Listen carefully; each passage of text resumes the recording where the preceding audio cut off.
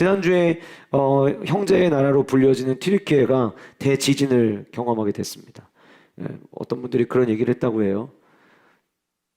튀르키예 지진 났대. 튀르키예가 아니고 터키야, 터키.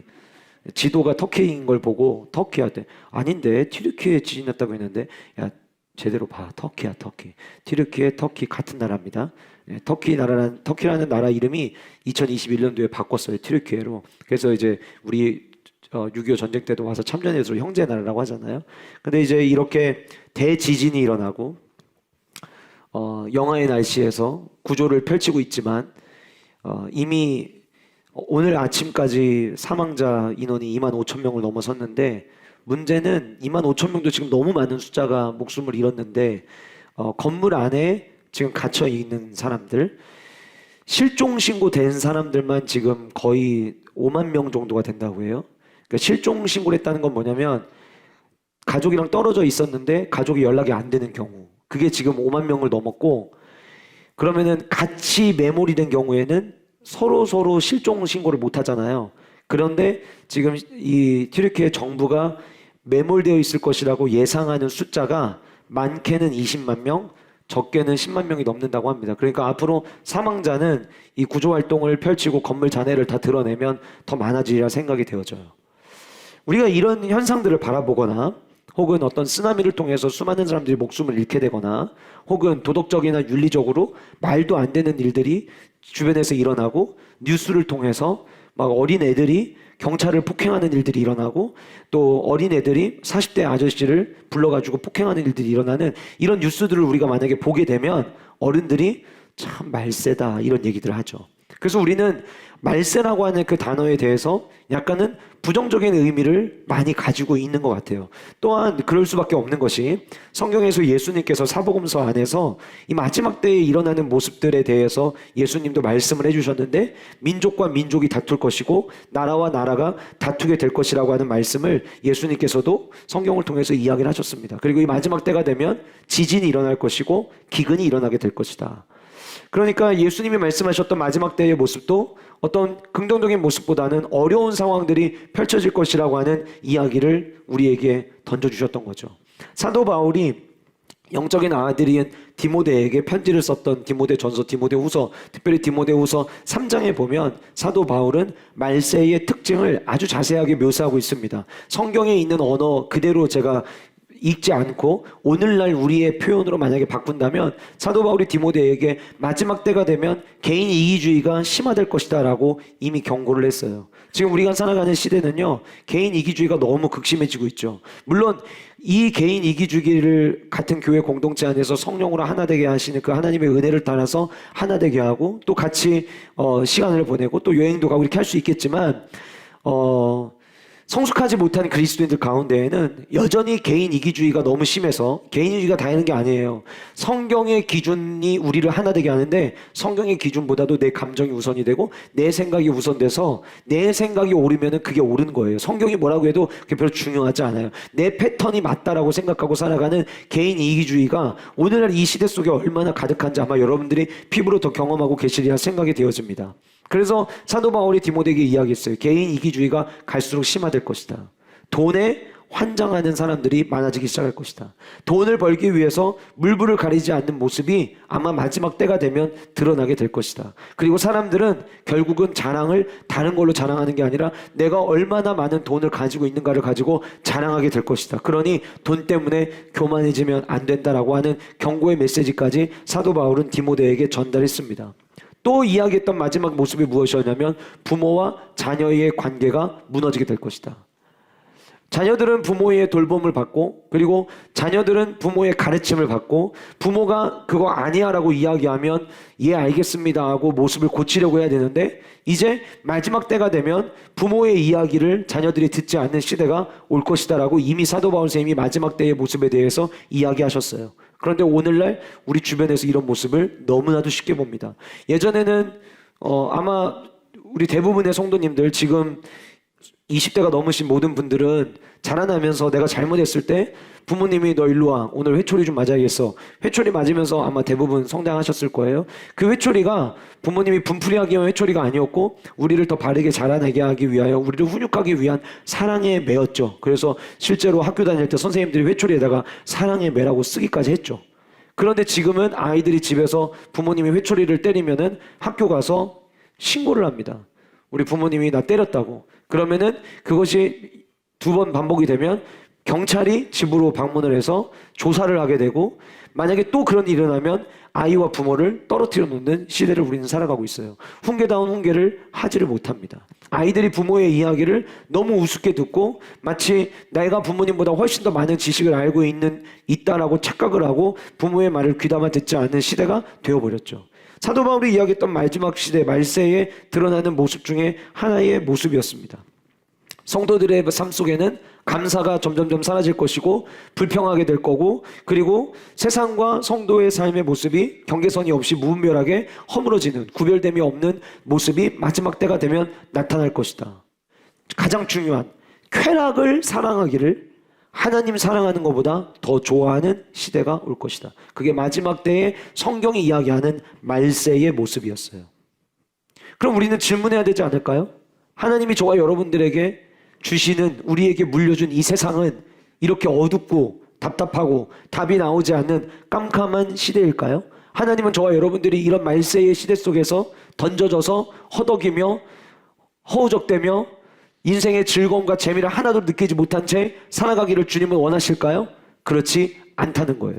말세의 모습이, 성경에서 이야기하는 이 모습이 말세의 모습인 건 맞아요. 그러나 하나님은 그럼에도 불구하고 이 말세의 상황을 전혀 말세의 상황에 얽매이지 않고 오히려 이 말세의 상황을 뛰어넘어서 기뻐하며 즐거워하며 슬기롭게 행복하게 신앙생활할 수 있는 비결이 성도들에게 있다라고 하는 것을 오늘 말씀을 통해 우리에게 전해주기를 원하시는 거예요.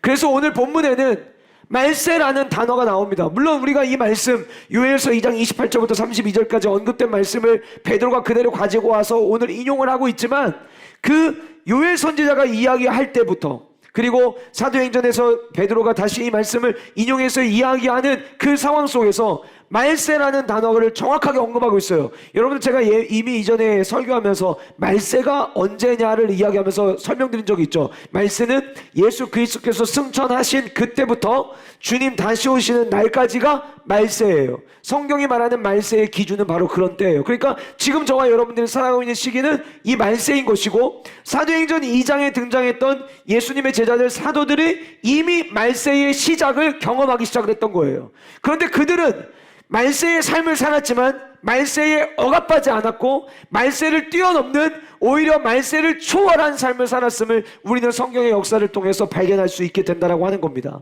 오늘 본문에 등장하는 말세라는 단어, 그리고 그 말세에는 어떤 특징이 있는가를 저와 여러분들이 함께 오늘 말씀을 통해 살펴봄으로 말미암아 저와 여러분들이 비록 말세의 시대를 살아가지만 말세에 얽매이는 자가 아니라 그 말세의 상황을 뛰어넘어서 하나님께서 우리에게 부어주시는 성령의 역사로 말미암아 오히려 이 위기를 극복해내는 슬기로운 행복한 신앙생활하는 주인공들로 세워지시는 귀한 은혜가 저와 여러분들 가운데 있기를 간절히 소원합니다.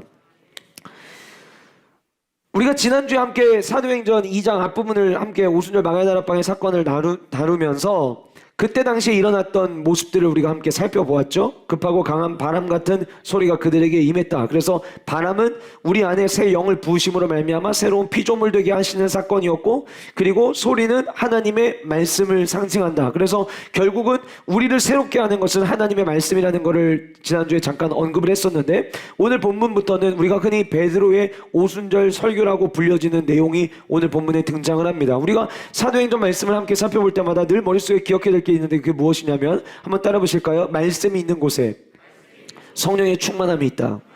여러분, 사도행전의 별명을 우리는 성령행전이라고 이야기하죠. 그런데 사도행전의 전체 분량을 전부 다 쭉 펼쳐놓고 분석을 해보면 4분의 1이 설교입니다. 4분의 1이 말씀이에요. 다시 말씀드리면 말씀이 있는 곳에 성령의 역사가 일어나고 있다고 하는 것을 사도행전의 말씀이 우리에게 보여주고 있는 거죠. 오늘 본문 역시 베드로의 설교라고 우리가 이야기를 하는데, 사실 어떤 분들은 이렇게 이야기합니다. 아마 가장 짧은 설교였을 것이다. 왜냐하면 베드로의 설교를 그냥 소리내서 쭉 읽으면은 2분이 채 걸리지 않거든요. 2분밖에 안 되는 설교. 그런데 3천 명이 돌아온 놀라운 설교. 사람들이 이렇게 이야기를 하지만 성경은 지금처럼 요즘에는 이렇게 제가 설교를 하면 어플에다가 이 설교한 녹음 파일을 집어넣으면 문자적으로 전부 다 타이핑 쳐가지고서는 문서로 나오게 되지만 이때만 하더라도 어느 속기록도 없었고 모든 거를 손으로 기록하고 작성해야 되던 때였어요. 그러니까 실제로 기록되어 있는 거는 우리가 소리내서 읽으면 2분 30초지만 아마 당시에 베드로가 설교했을 때는 훨씬 더 구체적인 설교를 했겠죠. 그리고 그 설교하는 설교를 시작하게 됐던 이유와 배경은 무엇 때문이었냐면 지난주에 각국에서부터 15개 지역에서 사람들이 왔는데 오순절 말가 다락방에 모여있던 갈릴리 사람들이 자기들의 모국어를 이야기를 하기 시작했던 거예요. 그런데 왜 오늘 이 13절 2장 13절 보면 어떤 이들은 조롱하여 이르되 그들이 새 술에 취하였다 이렇게 이야기를 했거든요. 왜 이렇게 이야기했냐면 제가 지난주에 설교하면서 갈릴리 사람들의 이 말하는 그 어눌함에 대한 이야기를 드렸죠. 그러니까 갈릴리 사람들은 약간 말을 또박또박하게 이야기하는 게 아니라 두리뭉실하게 이야기하는, 그래서 귀를 기울여야 잘 들리는, 우리나라의 이야기로 말하고 있는 거는 분명한 것 같은데 잘 들어야 알 수 있는 우물우물거리는 그런 말투를 가지고 있었어요. 그러다 보니까 그들이 술 취한 거 아니냐고 이야기를 하는데 중요한 건 뭐냐면 술 취한 것처럼 보이는 게 중요한 게 아니라 이 말을 한 이유가 그들을 조롱하기 위해서였다는 거예요.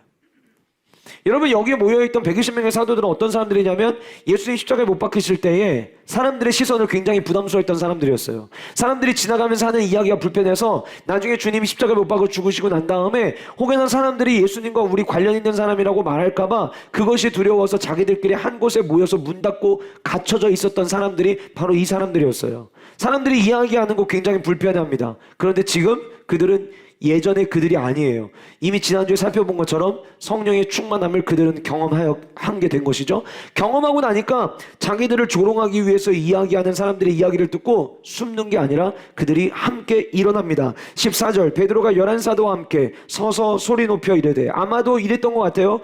베드로와 11명의 사도가 먼저 일어나서 아니라고, 우리 술 취한 거 아니라고 이야기를 했겠죠. 그러다가 베드로가 안 되겠다, 오늘 우리가 일어난 일이 어떤 일인지를 내가 설명해 줘야겠다라고 생각하고 이제 베드로 혼자서 아마 하나님의 말씀을 선포하기 시작했던 것 같습니다. 이전까지는 사람들의 언어에 의해서, 조롱하는 말에 의해서, 비아냥거리는 말에 의해서 움츠렸던 베드로가 성령의 충만함을 경험하고 나니까 용기 있는 웅변가로 완전히 바뀌게 됐던 것이죠. 그리고 나서 그가 이야기하기 시작하는 내용은 말세에는 어떤 일들이 일어나는가를 이야기를 해주고 있는데 그 첫 번째가 말세는 부어주심을 누리며 살아가는 시대라는 것을 이야기를 했어요. 슬기로운 말세 생활을 위해서 저와 여러분들이 어떻게 살아가야 되느냐? 우리는 부어주심을 누리며 살아가야 한다라고 하는 것입니다. 조롱하는 소리, 비아냥거리는 소리, 그런데 그들이 함께 일어나서 사람들에게 나와서 이야기를 합니다. 15절에 때가 제3시니 너희 생각과 같이 이 사람들이 취한 것이 아니다. 여기 제3시라고 하는 거, 오늘날로 이야기하면 오전 9시를 이야기를 하는데요. 이 말의 의미가 아니 설마 우리가 대낮부터 술을 먹었겠냐, 이 말을 하려는 게 아니에요. 성경에서 당시에 제3시를 언급했다라고 하는 것은 당시에 유대인들은 하루에 3번 시간을 정해놓고 성전에 올라가서 기도를 했습니다. 그런데 그 첫 번째 하루 가운데 첫 번째 정해놓은 기도 시간이 언제냐면 바로 제3시 오전 9시였던 거예요. 그러니까 지금 베드로의 이야기는 어떤 이야기냐면 설마 우리가 기도 시간에 술 마셨겠냐, 그 얘기하는 거예요.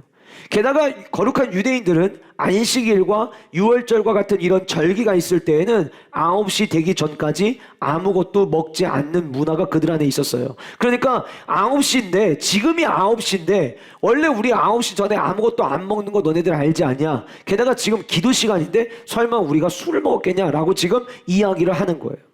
그리고 난 다음에 자 그러면 베드로가 이제 지금부터 내가 너네들이 목격한 이 일이 무슨 일인지를 내가 너네들에게 이야기해 줄게 라고 이야기를 하면서 요엘서에 있는 말씀을 그대로 가지고 와요. 이렇게 이야기합니다. 하나님이 말씀하시기를 말세에, 하나님은 예전에 말씀하셨다. 여러분 요엘서가 언제 쓰여졌느냐에 대해서는 학자들마다 약간의 의견이 달라요. 어떤 학자는 BC 430여 년 전에 쓰여졌을 것이다 라고 보는 학자도 있고, 어떤 학자는 한 800년 전에 쓰여졌던 책일 것이다 라고 보는 학자들의 견해도 있어요. 그런데 여러분, 사실 그게 그렇게 중요하다고 저는 생각하지 않아요. 물론 요엘서가 너무 짧고 단서가 많지 않기 때문에 정확한 시기를 예측하는 것이 어렵지만, 그래도 400여 년 전에 430년이 맞든 800년이 맞든 어쨌든 약 400여 년 전에 이미 일어날 일에 대해서 예언이 됐던 거예요. 그러니까 지금 베드로가 이미 이 일은 400여 년 전에, 더 오래 전에 선지자를 통해서 예언된 일이 지금 우리 가운데 펼쳐진 것이다. 그런데 그때 예언할 때도 얘기했다. 말세가 되면 이런 일이 일어날 거라고 얘기를 했는데 지금이 바로 그 말세다. 그럼 말세에 어떤 일이 일어나야 되느냐라고 이야기하면서 이렇게 이야기합니다. 말세에 내가 내 영을 모든 육체에 어떻게 하신대요? 부어주리니. 내가 내 영을 모든 육체에 뿌려주리니가 아니에요. 내가 내 영을 모든 육체에게 묻혀주리니도 아니에요. 부어주시겠다고 했어요. 여러분, 부어준다는 거는 어떤 의미인가요? 여러분, 가끔 우리가 이제 여름이 되면 엄청나게 많은 비가 올 때 창밖을 보면서 이렇게 이야기하죠. 아주 쏟아붓네 버. 그럼 여러분, 그 정도의 비가 내리면은요, 우산을 쓰고 나가도 머리는 안 젖을지 모르지만 몸의 양쪽 옆에나 밑에 신발 쪽은 다 젖습니다. 그 정도 쏟아붓는 비면은요, 우산 쓰고 차에 가서 차 올라타려고 문 열고 우산 접고 하는 그 사이에도 문연 쪽에 차 면과 내가 앉아있는 면의 팔 쪽, 다리 쪽은 이미 물로 다 젖게 돼 있어요. 붓는다는 거는 그런 의미예요. 다시 말씀드리면 쏟아 붓는다는 거는 말만 붓는 거지 그 은혜에 잠기는 상태를 이야기를 하는 거예요. 여러분, 시대가 말세라고 하는 것 때문에 염려하지 않으시기를 주님의 이름으로 축복합니다. 왜요? 시대가 말세여도 주님의 성령이 부어주시고 그 부어주시는 성령을 경험하면 우리는 그 말세를 넉넉하게 이길 수 있는 힘을 공급받을 수 있다라고 하는 거예요. 하는 신학자가 예수님이 이 땅에 처음 오신 때부터 그리고 다시 오시는 시기까지, 재림에서 오시는 그 시기까지가 메시아의 시대다, 이렇게 이야기하시더라고요. 왜 그 모든 시대를 메시아의 시대로 이야기를 했냐면, 성령 충만을 부어주시는 이 시기는 예수님의 마지막 예언이 성취되고 있는 시기이기 때문에 지금 이 성령의 충만함을 경험하고 있는 시기도 결국은 예수님의 예언으로부터 시작이 된 것이기 때문에 메시아의 시대로 봐야 된다라고 하는 거였어요. 여러분, 그걸 메시아의 시대라고 정의를 하든 성령의 시대라고 정의를 하든 말세의 시대라고 정의를 하든 이 모든 시대의 공통적 특징은 무엇이냐면 성령의 역사심과 성령의 일하심이 가장 활발한 시대라는 거예요. 우리가 이 마지막 시대의 슬기로운 성도로서의 삶을, 이 말세의 시대를 살아내려면 먼저 우리에게 필요한 것은 이 성령 하나님의 부어주심을 우리는 날마다 기억하며 살아가야 한다고 하는 거예요. 제가 열흘 집회할 때도 말씀드렸지만 성령의 충만을 구하는 것은 신비적인 게 아니에요. 마땅한 거예요.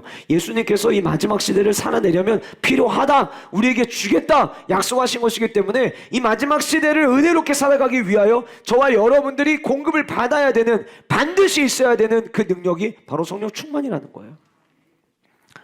지난주에 제가 출타할 일이 있어서 수요일날 형제스쿨 우리 장로님들과 형제분들끼리 조별로 모여가지고 나눔을 하셨는데, 제가 모든 장로님들의 이야기를 다 듣지는 못했지만 한 조에서 같이 기도 제목 나누고 집회 때 은혜 받은 이야기를 나누는데 형제분들이 그런 이야기를 했대요. 전부 다 똑같이 기도 제목이 뭐였냐면, 하나님 목사님에게 주신 영감의 갑절이 내게 있기를 원합니다, 그 기도를 하셨다는 거예요. 제가 그 얘기 듣고서는 야, 내가 더 분발해야겠다, 잘못하다가 아니 꼴찌되겠다 이 생각했는데, 저도 그러면 늘 하나님 말씀 볼 때마다 주여 내게 영감의 갑절을 주옵소서, 또 아주 영성의 대가들을 볼 때마다 하나님 저분이 가지고 있는 영감의 갑절을 주옵소서, 저도 늘 기도하고 구하거든요. 여러분, 우리가 이 땅을 살아가면서 다른 걸 구하는 게 아니라, 우리 형제분들이 그런 고백하셨다면 여러분 정말 바른 고백을 하고 계시는 거예요. 정말 필요한 걸 구하고 계시는 거예요. 우리가 이 땅을 살아가는 동안 돈이 먼저 필요한 것이 아니라 진짜 우리에게 필요한 것은 내가 비록 갇혀져 있는 상황에 있는데 할지라도 그 상황을 뛰어넘게 역사하시는 성령 하나님의 도움을 구하는 것, 그게 우리에게 필요한 거예요. 저기 요즘 여러분 지난 10일 집회 끝나고 난 다음에요, 각 파일랜드마다 기도 소리가 기도 소리가 예전 같지가 않아요. 비전파이도 수련회 준비하면서 기도하고 어제도 저녁에 드림파이에서도 기도회를 하는데 기도 소리가 얼마나 뜨거운지 여러분 교회 안에 이 기도하고 하나님의 은혜를 사모하고 성령의 부어주심을 갈망하고 하는 것만큼 우리에게 중요한 게 없다라고 하는 거예요.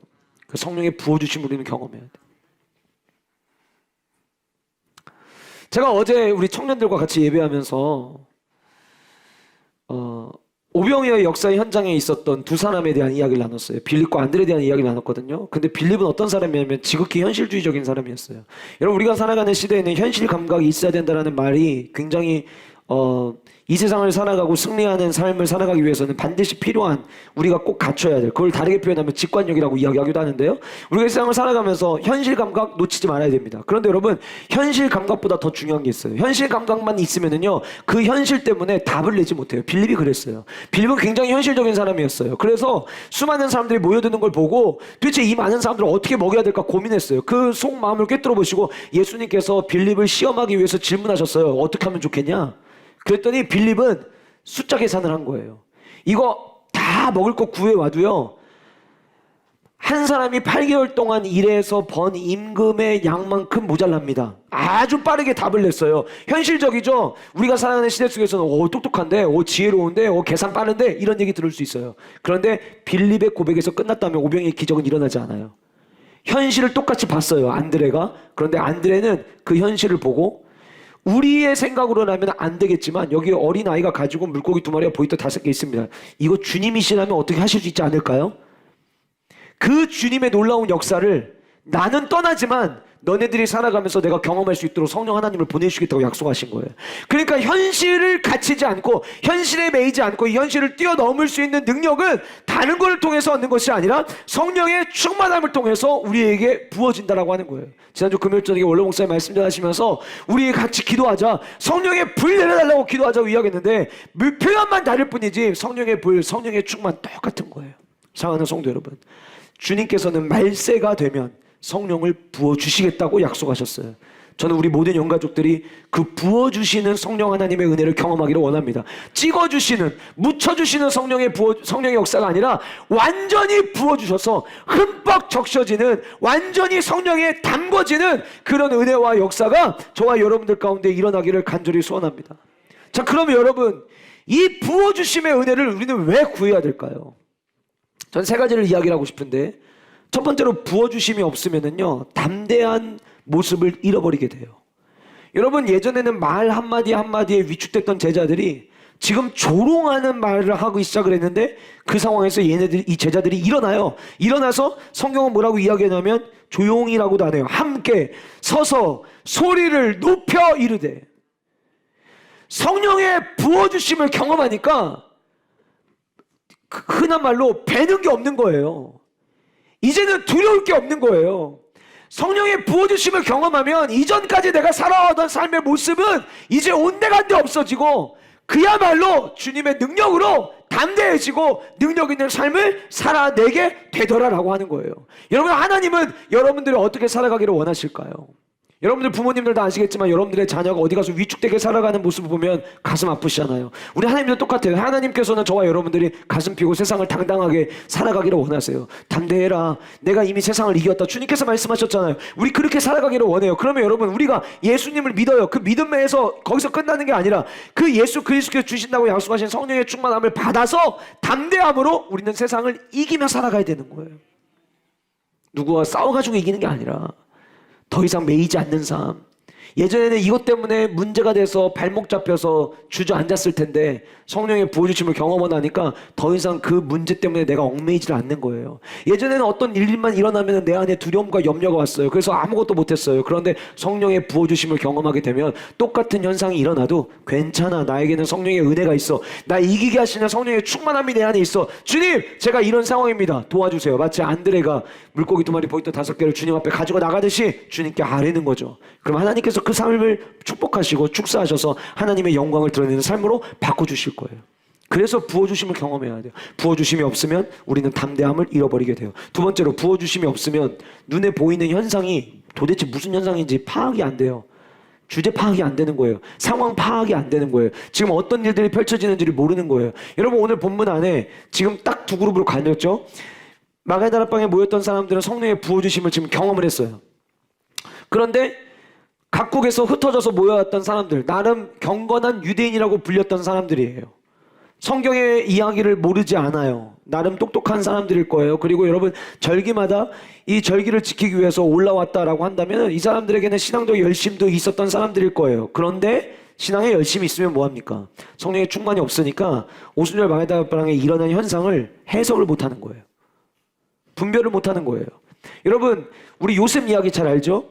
요셉이 옥에 갇혔어요. 억울한 누명을 쓰고 옥에 갇혔는데 그 옥에서 두 사람이 꿈꾼 꿈에 대해서 해몽을 해주죠. 나중에 이 사람들이 이제 그 꿈대로 이루어지고 난 다음에 왕이 꿈을 꾸게 됐는데 해몽을 못해요. 그 나라에 나름 똑똑한 사람들 박수 술객들 전부 다 모아놓고서는 이 꿈 좀 해석 좀 해보려고 하는데 아무도 해석을 못해요. 그런데 그때 누가 해석하죠? 요셉이 해석하죠. 왜 요셉이 해석합니까? 하나님의 영이 요셉에게 있었기 때문이었어요. 하나님의 성령의 부어주심을 경험한 자들은요, 내 삶 가운데 펼쳐지는 일들에 대해서 분별할 수 있어요.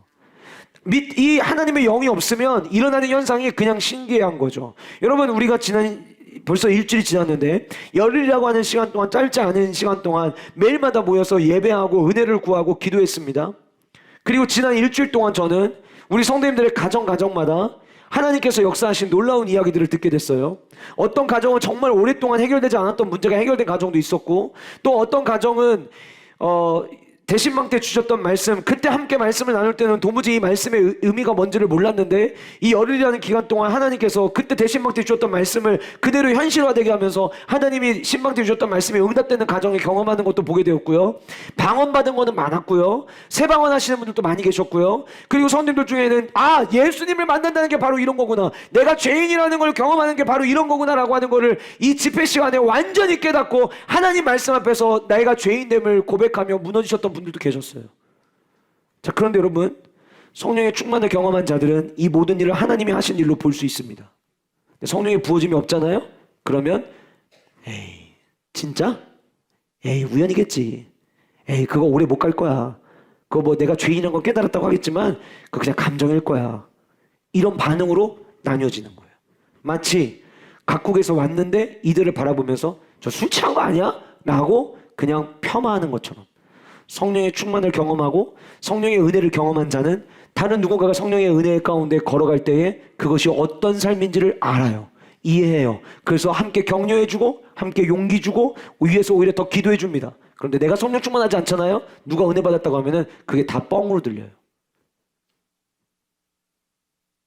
아유, 나도 옛날에 집회 참석해 봤는데 지금 내가 성령 충만하지 않아서 그런 거예요. 내가 날마다 변화돼야 되는데 변화가 없어요. 원래 그런 거야. 원래 그런 게 어디 있어요? 성경에 어디 그렇다고 나와 있어요?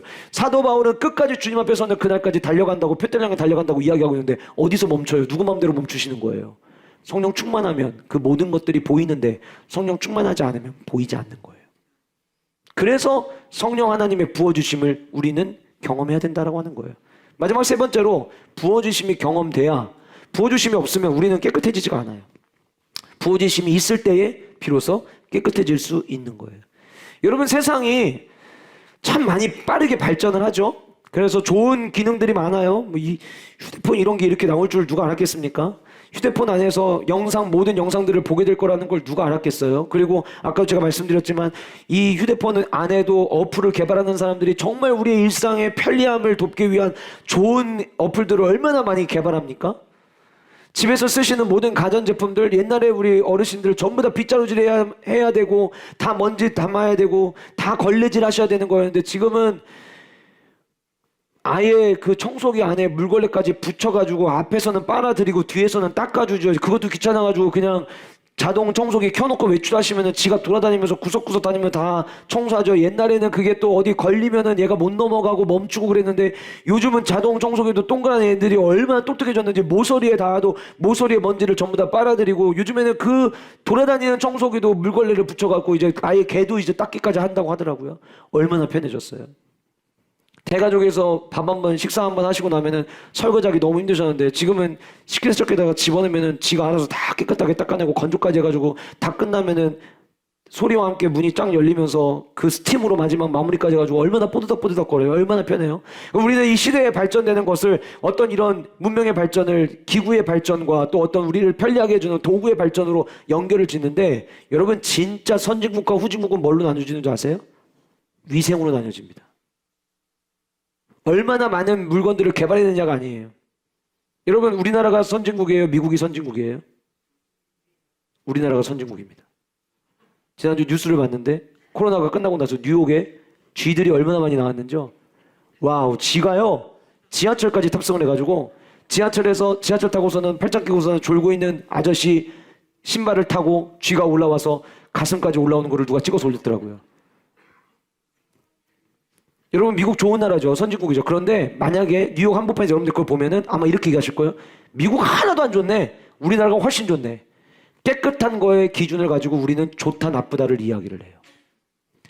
과학이 발전되면서요 만들어낸 많은 발명품들은 위생과 관련된 발명품들이 굉장히 많습니다. 세제, 샴푸, 비누, 클렌징, 그 다음에 심지어 우리 코로나 기간 동안 많이 썼던 손소독제들, 이거 전부 다 위생과 관련된 거예요. 후진국 가면 지금도 변 보고 손으로 씁니다. 그런데 위생이 발전되면서 티슈, 이제는 아예 화장실에서 쓰는 전용 물티슈까지 나와요. 전부 다 위생과 관련된 거예요. 여러분 우리의 삶에 나아졌느냐 그렇지 않느냐를 이야기할 때 우리는 늘 깨끗함을 이야기를 해요. 우리 영혼은 어떨까요? 한 영혼이 나아졌다 그렇지 않다를 이야기할 때 우리는 뭘 가지고 이야기해야 될까요? 성령의 부어주심은 우리를 깨끗게 하는 영이십니다. 저는 성경에서 구약 성경에서 성령의 사역을 잘 묘사한 본문 한 군데가 에스겔 36장 24절부터 27절이라고 생각을 하는데 우리 함께 화면 보시면서 같이 한 목소리로 읽도록 하겠습니다. 같이 읽겠습니다. 시작. 내가 너희를 여러 나라 가운데서 인도하여 내고 여러 민족 가운데에서 모아들이고 고국 땅에 들어가서 맑은 물을 너희에게 뿌려서 너희로 정결하게 하되 곧 너희 모든 더러운 것에서와 모든 우상 숭배에서 너희를 정결하게 할 것이며 또 새 영을 너희 속에 두고 새 마음을 너희에게 주되 너희 육신에서 굳은 마음을 제거하고 부드러운 마음을 줄 것이며 또 내 영을 너희 속에 두어 너희로 내 율례를 행하게 하리니 너희가 내 규례를 지켜 행할지라. 자, 여기 본문에서 이야기하는 내용은 뭐냐면 한마디로 이야기하면 하나님의 영, 성령이 우리에게 부어지면 어떤 일이 일어나는가에 대한 설명을 하고 있는 거예요. 그 첫 번째 구절인 25절에서 맑은 물을 너희에게 뿌려서라고 이야기해서 맑은 물이라고 했지만 결국 이 맑은 물은 뭘 의미하는 거냐면은 성령을 의미하는 거예요. 하나님의 영을 내가 너희 가운데 뿌리겠다. 근데 제가 뿌리다라고 하는 이 히브리어가 자라크라고 하는 단어를 쓰고 있는데 자라크라고 하는 단어는 붓다라는 거예요. 그러니까 하나님께서 구약에서도 이미 말씀하신 거죠. 하나님의 영을 내가 너희들에게 부어주겠다. 왜 부어주느냐? 그 뒤에 나와요. 너희로 정결하게 하되 곧 너희 모든 더러운 것에서와 모든 우상 숭배에서 너희를 정결하게 하기 위하여 내가 부어주겠다. 저는 우리 모든 영가족들이 하나님 나라 선진국의 백성들이기를 원합니다. 영적으로 더러워지지 않도록 우리 날마다 깨어 있어야 돼요. 그런데 여러분 영적으로 내가 순결한 삶을 살아가고 거룩한 삶을 살아가는 거 그래 남자인데 내가 한번 의지를 가지고 한번 해보지. 그거 될까요? 안 됩니다. 배우 중에 최강이라고 하는 여배우가 배우 활동을 하면서 스트레스도 많고 힘드니까 술과 담배, 특히 이 최강이라는 배우는 담배를 엄청 많이 폈다고 해요. 그러다가 하나님을 만나고 신앙생활을 하면서 내가 예수님을 믿는데 이래서는 안 되겠다 해가지고 금주와 금연을 이제 시도를 한 거예요. 그래서 한 그 기독교 방송의 간증 프로그램에 나와가지고 자기가 간증을 했어요. 그런데 얼마 전에 다시 이분이 자기 삶의 얘기를 하는데 무너진 거예요. 근데 그분이 그 얘기를 하는 데는 이유가 있어요. 그게 뭐냐면 내가 예수님 믿으니까 내 의지로 끊을 수 있어요. 그런데 내 의지로 끊으면 한계가 있다는 거예요. 내 삶의 거룩함과 성결함과 이 구별된 삶을 살아갈 때에는 의지로 하는 게 아니고요. 성령의 역사하심이 필요하다는 거예요. 성령 하나님이 부어주심으로 말미암아 성결한 삶, 구별된 삶, 거룩한 삶을 살아가기 위하여 더러운 모든 것들을 다 씻겨내고 온전하게 깨끗한 모습으로 살아내게 하시는 은혜를 부어주실 때에 우리는 경험할 수 있다라고 하는 거예요. 한번 따라해 보실까요? 주여 내게 성령을 부어주시옵소서.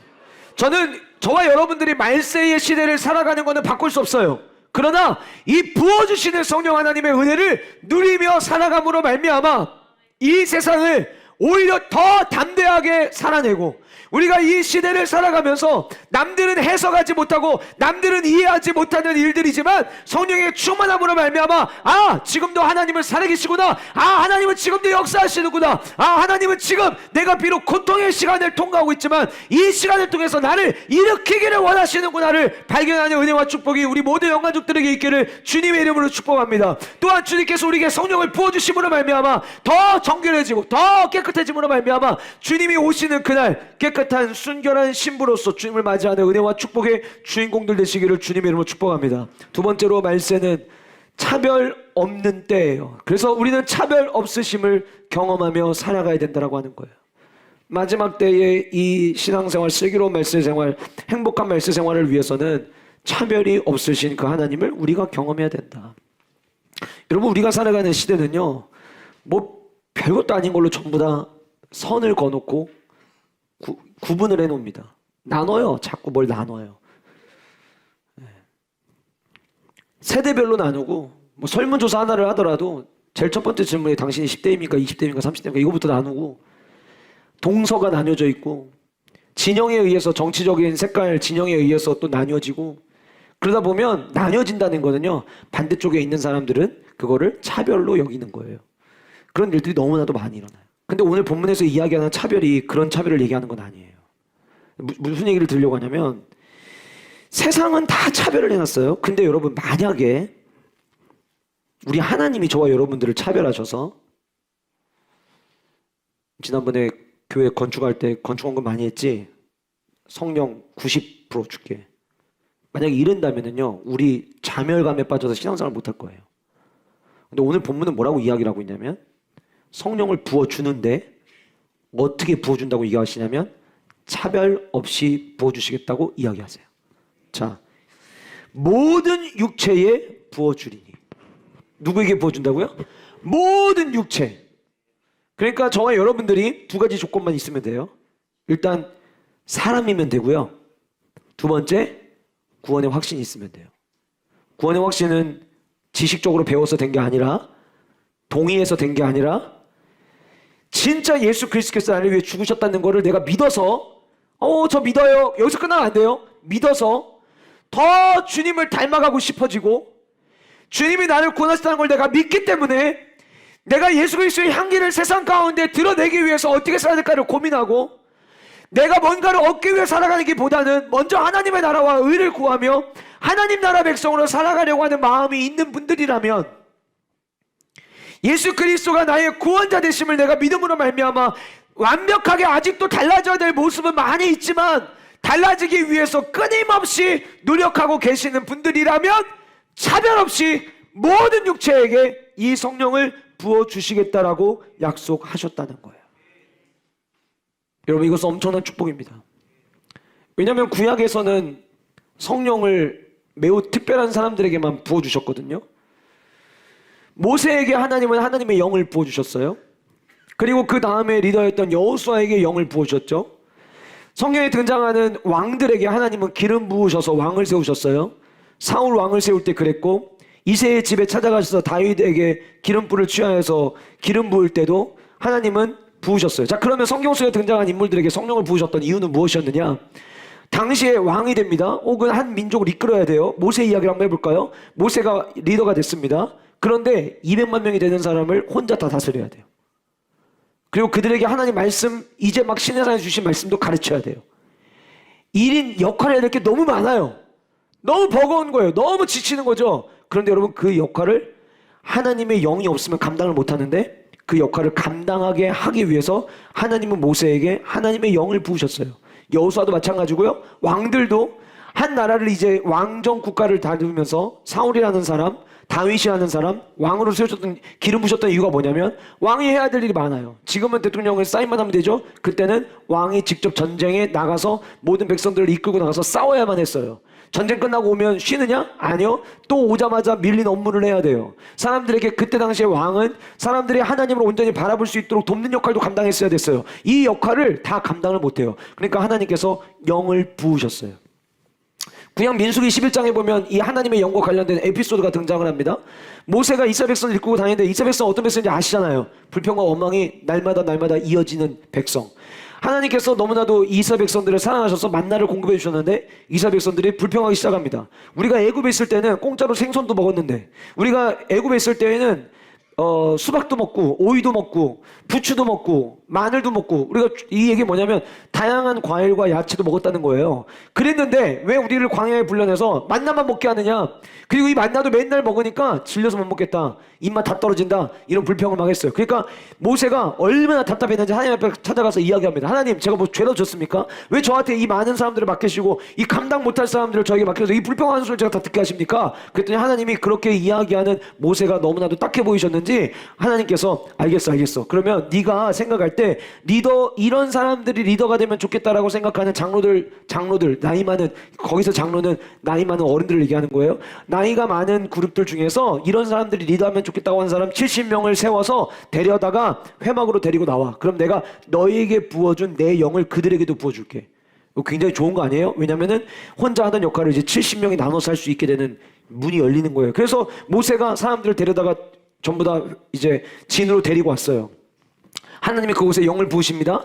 그랬더니 그 모든 70명의 사람들에게 하나님의 영이 임해가지고 그들이 예언을 하기 시작을 한 거예요. 그리고 진 밖에 나가면 예언이 끝났어요. 그런데 그때 모세가 오라고 한 사람이었는데 안 온 사람 2명 있었어요. 엘닷과 메닷이라는 사람이었는데, 이 엘닷과 메닷이 오라는 초청을 듣지 않고 자기들끼리 천막에 있었는데 하나님이 그 천막에 오지 않았던 그 2사람에게까지도 하나님의 영을 부으신 거예요. 그러니까 그들이 똑같이 예언을 막 하기 시작을 하니까 그 모습을 본 한 사람이 막 달려왔어요. 지금 진에 남아있는 사람들이 예언을 하기 시작합니다. 그러니까 이 충성심 강했던 여호수아가 그 모습을 옆에서 지켜보다가 모세에게, 선생님 이거 막으셔야 됩니다. 아니 선생님이 오라고 했는데 오지도 않았던 그들이 예언하면 어떡합니까? 오지 말라고 해야 됩니다. 그랬더니 모세가 뭐라고 이야기하냐면, 아니 나는 모든 백성에게 하나님께서 영을 부으셨으면 좋겠어. 그 얘기를 모세가 민수기 11장에서 해요. 그 민수기 11장에서 이야기한 거를 선지자가 토스한 게 누구냐면 요엘 선지자인 거예요.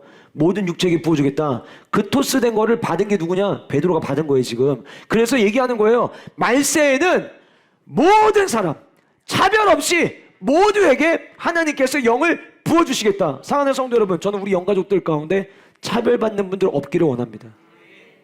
다른 거는 차별받더라도 이거는 차별받으시면 안 돼요. 성령을 받으시는 거는 모두가 다 누리셔야 되는 거예요. 그런데 여러분, 오늘 본문 안에 그 모든 육체에게 부어주겠다라고 이야기를 하면서 언급을 하기 시작을 하죠. 본문에 보시면 제일 먼저 성별 제한 없다. 뭘 보면 알 수 있어요?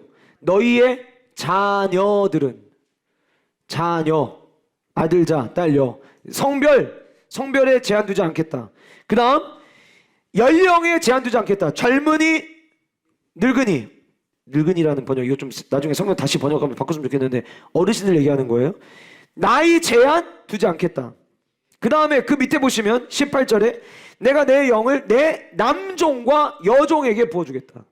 여러분, 종들은요 뭘 얻을 수가 없어요. 누릴 수가 없어요. 그러니까 주인 얘기는 그럼 왜 안 했을까요? 주인 얘기는 안 해도 누려요 다. 근데 종들은 원래 못 누렸단 말이에요. 그런데 뭐라고 얘기하냐면 내가 남종과 여종에게도 내가 부어주겠다. 그러니까 지금 오늘 본문 안에 성별도 연령도 사회적 계층도 다 뛰어넘어서 내가 모든 사람에게 이 은혜를 부어주겠다라고 약속을 하신 거예요.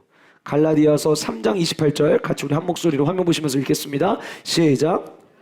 유대인이나 헬라인이나 종이나 자유인이나 남자나 여자나 다 그리스도 예수 안에서 자 보세요. 사도 바울 선생님께서 갈라디아 교회에 편지하면서 다 예수 그리스도 다 이 그리스도 예수 안에서 하나라고 이야기했죠.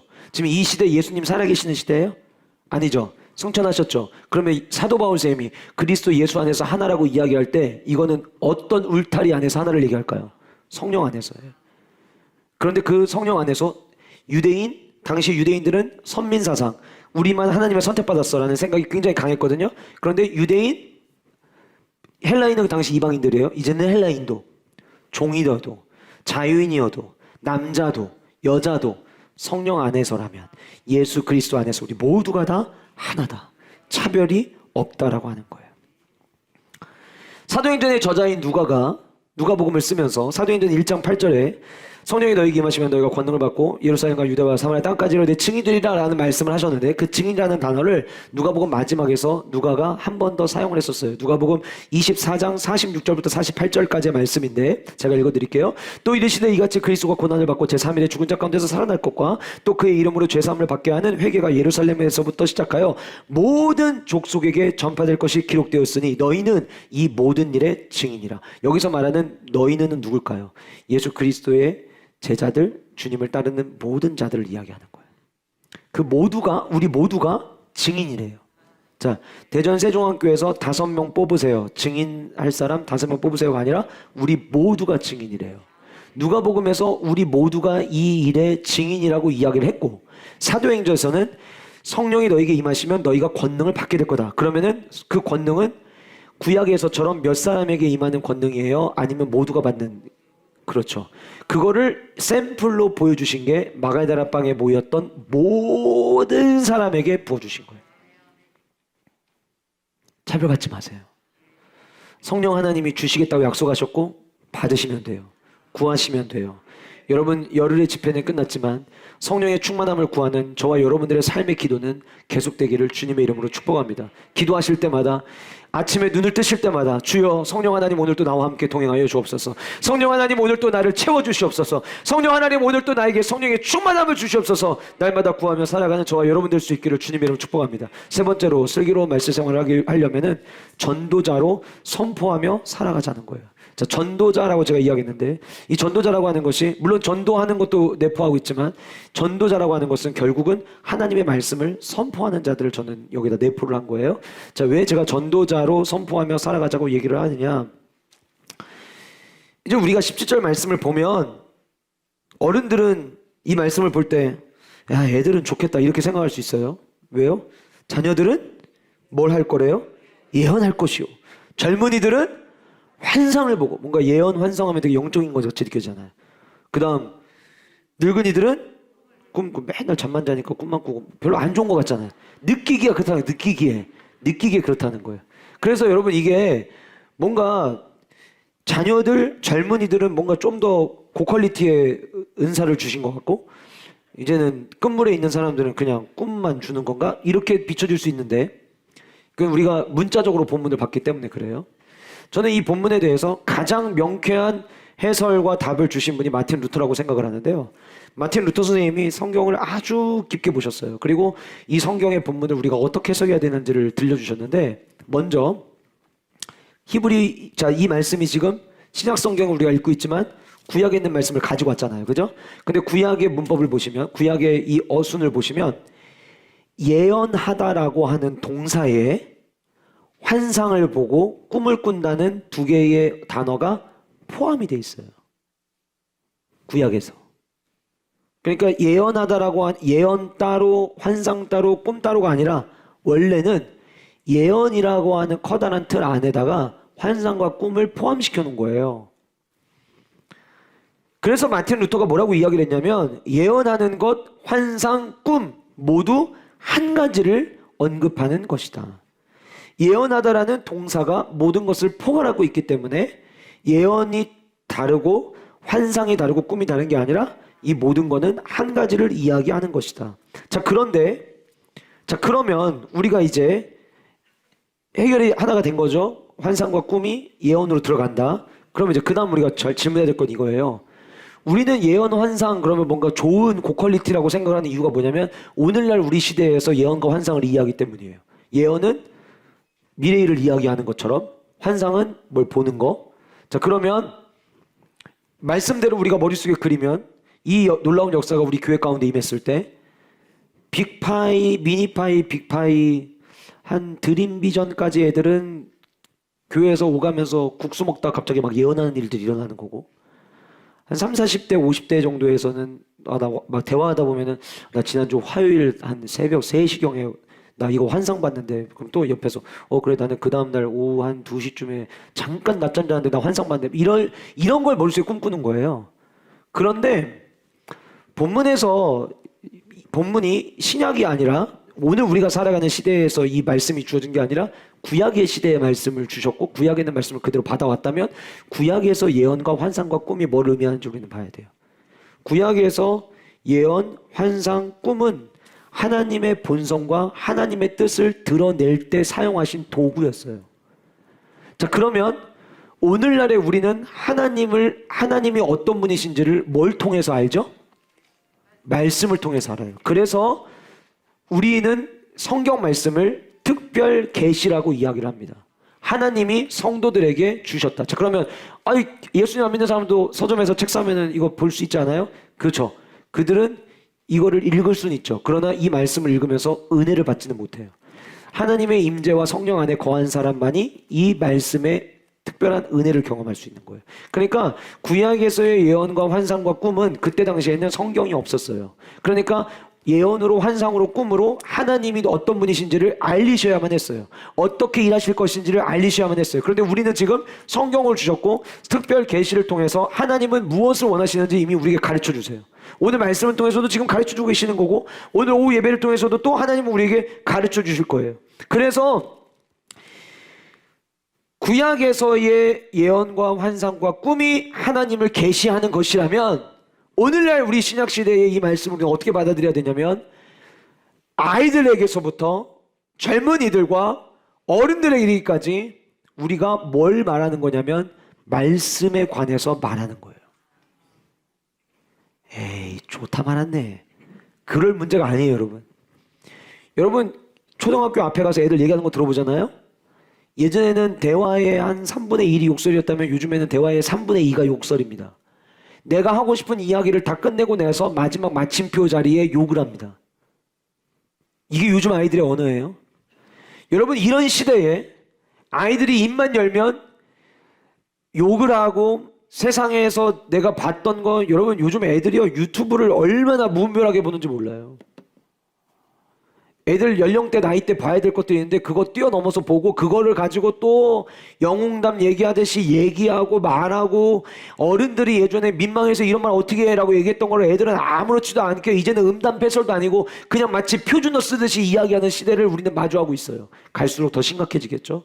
그런데 성령의 은혜가 부어지면 아이들의 입술에 하나님의 말씀이 담기기 시작해요.